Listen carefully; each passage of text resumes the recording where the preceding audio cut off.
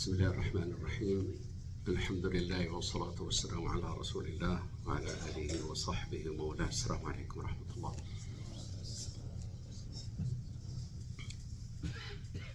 The Prophet sallallahu alayhi wa sallam called Surah Al-Baqarah and Surah Ali Imran سمى السورتان بالزهراوان, and he called them الزهراوان نسبة إلى أنهما مزهرتان أي مضيئتان.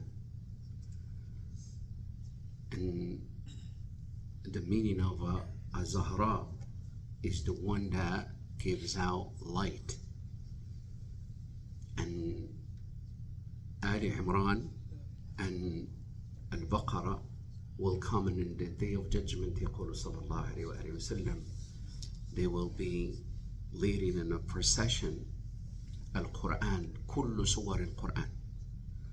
Imagine Quran and all the surahs will come as entities, and they will be led by Al-Baqarah and Ali Imran. And the Prophet sallallahu alaihi wasallam indicated many virtues and benefits to Surah Al-Baqarah and Ali Imran. وهما ملاذ كل مؤمن في كل الفتن فأووا إلى الكهف ينشر لكم ربكم من رحمته. And when Allah subhanahu wa ta'ala had those young men in their community who were targeted because of their iman, they secluded themselves and they sought sanctuary and protection in a cave. So the cave of every believer when it comes to calamities and trials and tribulations and stress is in the Quran, but especially in Surah Al-Baqarah and Ali Imran. فمما ذكره الله سبحانه وتعالى في هذه السورة, وهي سورة مدنية. Surah Al-Baqarah is from the Madani Quran, meaning it was revealed in Medina, not in Mecca. وكتاب الله سبحانه وتعالى ليس كالكتب, لم يرتب لا بحسب النزول ولا بحسب المواقف ولا أين ولا متى. The Quran is not really the way it is. It's not a linear book to where it is following some kind of order as to the timeline when it was revealed or the size of the surahs. You have Surah Al-Fatiha, 7 ayat, and Surah Al-Baqarah, 286 ayahs. And then you have Surah Al-Nas, and you have the Quran that is revealed in Medina, comes before the one that was revealed in Mecca. So it's not following any of the orders that human beings have known and recognized. Surah Al-Baqarah tackles and addresses many issues. And it starts from the creation of Adam alayhi salam, start talking about the very first diseases of the human heart, hypocrisy and disbelief. Also spoke about the most eminent thing to seek, and that is Iman, and acting upon the implications of Iman, requirements of Iman. الذين يؤمنون بالغيب ويقيمون الصلاة ومما رزقناهم ينفقون. Following the order, and then it goes up and downs and tackling many of the issues. Allah subhanahu wa ta'ala ذكر أمر الحياة الإحياء والإماتة عفوا.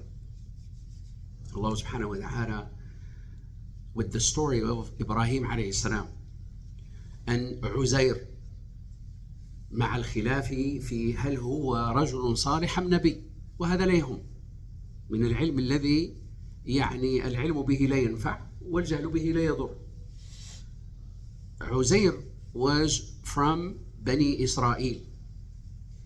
Ibrahim alayhi salam, the father of all the prophets, Allah Ta'ala mentioned their stories together, back to back.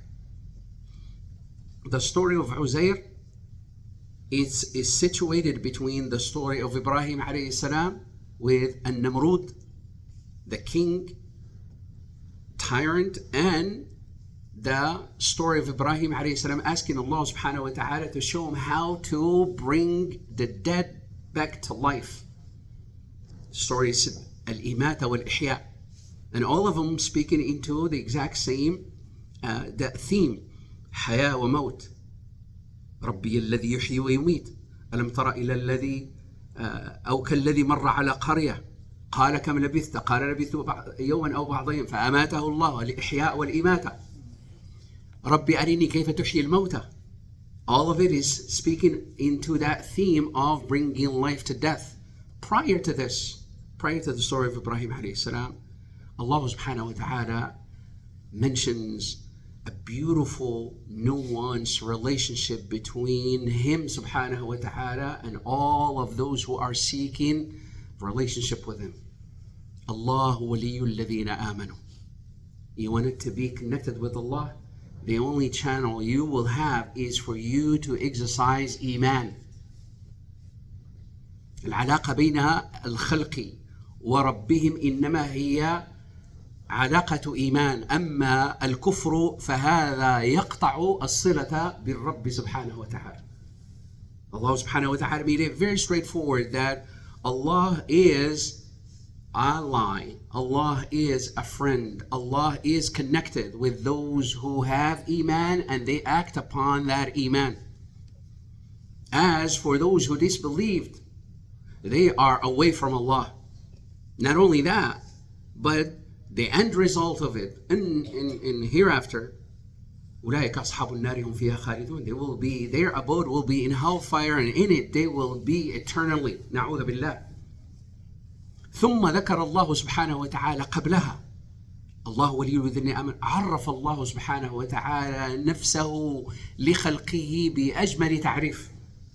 The most beautiful آية in القرآن، أعظم آية in القرآن is آية الكرسي. الله لا إله إلا هو الحي القيوم لا تأخذه سنة ولا نوم له ما في السماوات وما في الأرض. To Him belongs everything in the heavens and earth. You're seeking anything, seek it from Allah. Prior to the Ayatul Kursi, Allah subhanahu wa ta'ala drives what brings both life to the bodies as well as to the souls. Al-infaq. يا أيها الذين آمنوا أنفقوا مما رزقناكم. O you who truly believe, spend from that which we have provided you with. من قبل أن يأتي يوم, before a day comes. Before that day comes, it is a day that Allah Ta'ala described. يوم من قبل أن يأتي يوم لا بيع فيه ولا خلة ولا شفاعة. Three things that people usually seek whenever they are in trouble in the life of this world, this physical world. All of those are going to be severed. You won't have access to them.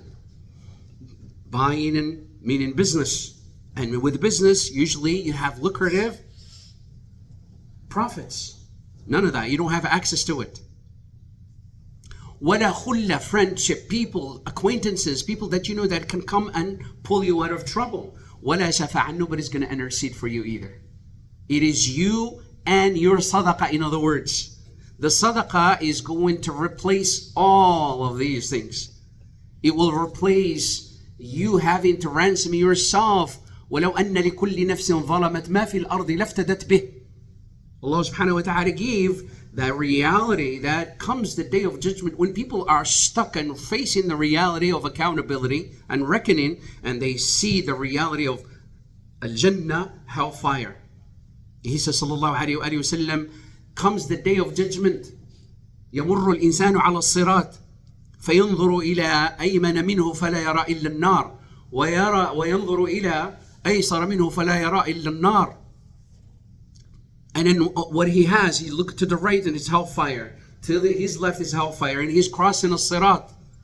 And he says, sallallahu alayhi wa sallam, protect yourself from that moment. وَلَوْ بِشِقِّ تَمْرَةٍ, even by donating half of a date. Meaning a sadaqah will avail a person and be of assistance to the person in this life, let alone into the next. And Allah subhanahu wa ta'ala follows that call to give in sadaqah immediately by saying, لَهُ مَا فِي السَّمَاوَاتِ وَمَا فِي الْأَرْضِ. Don't worry about donating, by giving. To Allah Ta'ala belongs everything that is in the heavens and on earth. Why worry? إِنَّمَا ذَلِكُمُ الشَّيْطَانُ يُخَوِّفُ أَوْلِيَاءَهُ. The reason why you withhold is because of a shaitan. يَعِدُكُمُ الْفَقْرَ وَيَأْمُرُكُمْ بِالْفَحْشَاءِ is the one that commands you to withhold. But Allah is telling you, I have everything that is in the heavens and on earth, and they are ready for you. You have access to them. Call and you will have them. And which call should we listen to? And this is why Allah subhanahu wa ta'ala is saying, followed by that by saying, Allah is the friend, waliyul ladina amanu, friend to those who believed. Allah is the ally of those who believed, and then they do the righteous deed. waliyul ladina amanu, yukhrijuhum min al-dhulumat, min al-dhulumati al-khawfu min al-sadaqa. هذه ظلمة عمل وظلمة اعتقاد. And in part of the darkness that people dealing with is the fear of being generous when it comes to a sadaqah. And the sadaqah, it comes financial, it comes with your time, it comes with your advice, it comes with you being there to assist, to be of help. It's not just sadaqah that is always monetary, but primarily monetary. Why? Because Allah Ta'ala put it in the context of speaking about life and death, al-ihya wal-imata, meaning also كما قال ابن عطاء الله السكندري أن المال عصب الحياة. That when it comes to money, wealth, it is literally the muscle that moves that limb of the life of this world.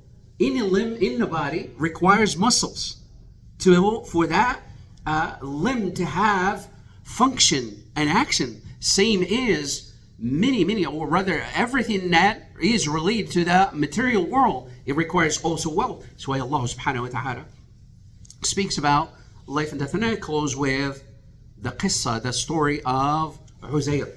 Uzair, his story happened وقعت ما بعد سليمان وداود عليهما السلام. And the timeline, it happened between right after the time of Sulaiman alayhi salam and Dawood alayhi salam, but also before the time of Zakaria and Yahya and Isa alayhim salam جميعا. بيت المقدس تعرض لهجوم من بخت نصر وكان من الوثنيين. The area of Jerusalem was attacked, and the Jewish community in there had caused mischief. فسلط الله عليهم بخت نصر وقتل أبناءهم ونساءهم وسبى الكثير منهم. You know, when he came and attacked, the whole area killed so many and took so many as prisoners and destroyed the whole town. And literally it was deserted, completely deserted. بقي عزير وكان من الصالحين وكان يحفظ التوراة عن ظهر قلب. He used to have the Torah memorized by heart. All of it is memorized.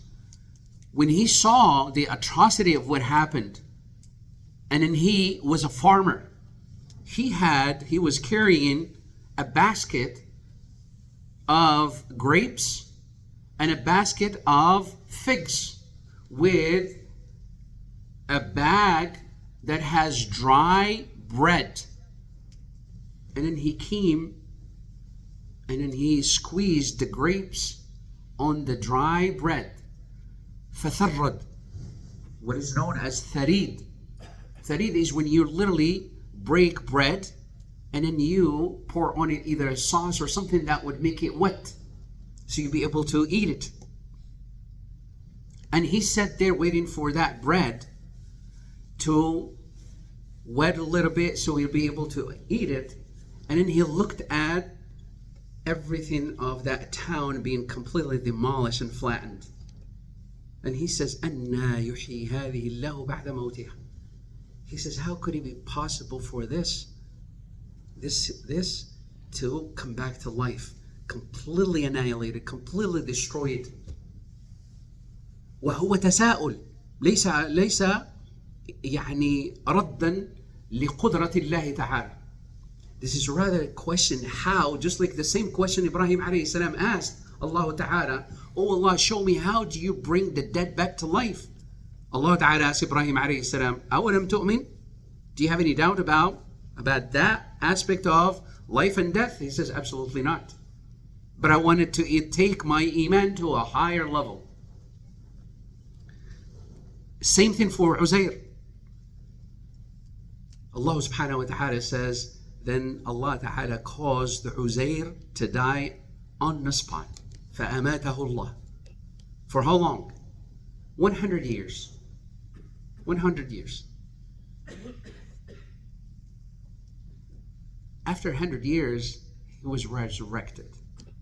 ثُمَّ بَعَثَهُ. And then an angel came to him and asked him, how long have you been gone for? قالوا أن الله تعالى أماته في وقت صلاة الظهر وأحياه بعد صلاة العصر. When he last year remembers, it was around Dhuhr time. When he woke up, it was around the Asr time. So obviously you look at the time and he says, maybe a day, maybe half a day, maybe a day, maybe. And he says, rather you have been gone for 100 years. However, with that 100 years, if it is just an hour, two, and maybe a day or two, reality of food, it will spoil altogether. But Allah subhanahu wa ta'ala changed the law for the food and changed the law for him and as well for his donkey that he was riding. He says, look at your food that is supposed to spoil in a minute. It is as intact. And he looked at it and the grapes, they were as fresh as if he had just picked them. And the figs just as fresh as he had just picked them. But he says, look at your donkey that you had. Where is it? Nothing but some bones that are left close by him. And he says, look at your food is as intact and as fresh. But look at your donkey. What happened to him? Completely gone. Disappeared. But he says, look at the bones. انظر إلى العظام كيف ننشزها كيف ننشرها أي من النشور. He says, look at the bones. Allah Ta'ala demonstrated right before Uzair how to bring the dead back to life. The bones are called to come and join each other. And then they were covered with veins and muscles and flesh and the skin right before his eyes. And then here's the فَنُفِخَتِ الرُّوحُ فِي الْحِمَارِ. And then life was blown into that donkey. And there he is running around and braying. ينهق. فَلَمَّا تَبَيَّنَ لَهُ. When he saw all of that, right before his eyes, he says, I had known that. أَعْلَمُ أَنَّ اللَّهَ عَلَى كُلِّ شَيْءٍ قَدِيرٌ. I don't have a doubt in that. But this, it just adds more. It increases my iman even more. طيب خرج كان عمره 40 سنة. When this happened to him, he was 40 years of age. 100 عام. Some of his, and he went looking for his family back in his town. And he found a lady blind. He went back to his house to find somebody in it, but it was an old lady, about 130, 140 years of age, blind. And he asked, is this the house of Uzair? And she says, Uzair? Nobody knows that name except you and I. There's the two of us that know who Uzair is. And he says, I am Uzair. She says, well, what Uzair is known for, كان مستجاب الدعوة. Allah subhanahu wa ta'ala gifted him with supplications to be answered immediately. And if you were Uzair, then ask Allah subhanahu wa ta'ala to grant me my eyesight back. أن يرد علي بصري. فدعا الله تعالى فرد الله عليها بصرها.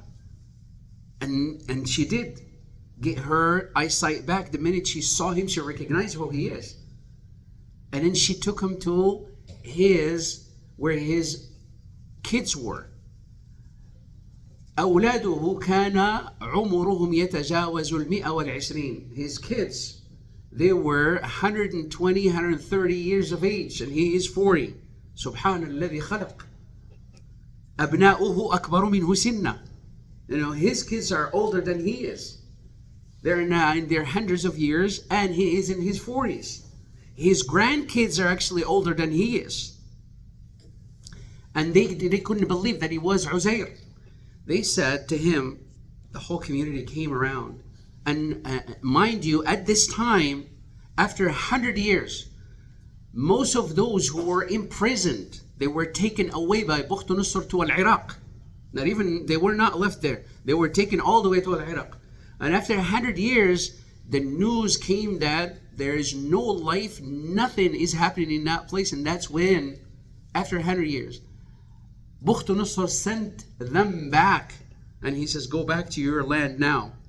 Whoever's left of them came back and start populating and building the community back up. And that's when, after 100 years, he comes out and he find exactly what Allah subhanahu wa ta'ala, what he was questioning, Allah ta'ala demonstrated it. Before even he demonstrated for him his food and his money. But he saw that the town, he couldn't even recognize because it was all built back up. طيب. فسأله أهل القرية. And the people of the community asked him, well, if you are truly Uzair, Uzair was known to have had the Torah memorized by heart.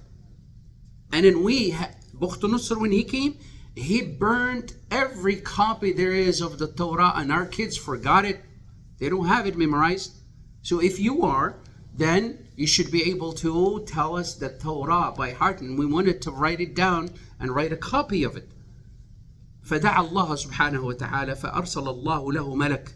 Allah subhanahu wa ta'ala sent an angel, and he gave him water to wash, and he says, wash with this water, drink of this water. And he did.